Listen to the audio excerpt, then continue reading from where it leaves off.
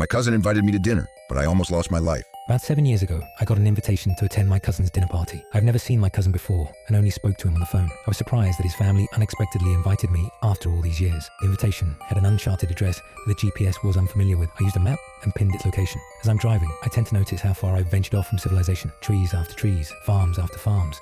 Going. I finally found a similar address that might be it. Approaching the house, I notice how dull and dreary it looks. It's completely engulfed with leaves and branches. This can't be it, I said to myself. As soon as I entered the rocky driveway, my aunt and uncle came out to greet me. They seemed excited and welcoming. Walking into the house, I asked where my cousin is. Answering immediately, he went to run a few errands. He should be back later. We spent the whole couple of hours talking about my mother and family. My aunt made delicious homemade pot roast that I finished off in minutes. After dinner, we played an enduring game of Uno. It was surprisingly fun and competitive. When we finished Uno, it was almost dark, and still no sign of my cousin. Regardless, I had to leave. It was almost dark. I would have trouble getting out of this dreadful place. My GPS was ineffective, so I asked my aunt and uncle the most efficient way onto the highway. They gave me a puzzled look. I thought you were staying the night. I told them I couldn't because I'd worked tomorrow and couldn't afford to miss another day. It's much better if you leave tomorrow morning. Trust me, you'll get lost. I shrugged it off and told them not to worry. I'm an adept navigator. I could get out the Sahara Desert. Looking aggravated, they strongly advised me to stay the night for my own sake. At this point, I was getting pissed and irritable. I sighed. Fine, I'll stay the night, but I have to get up early for work. Both of them seemed strangely ecstatic that I was staying the night. As soon as they went to go get my bedsheets and pillows, I ran out the door and got in my car. I hastily pulled out the driveway. It took me a while, but I found my way out that depressing place.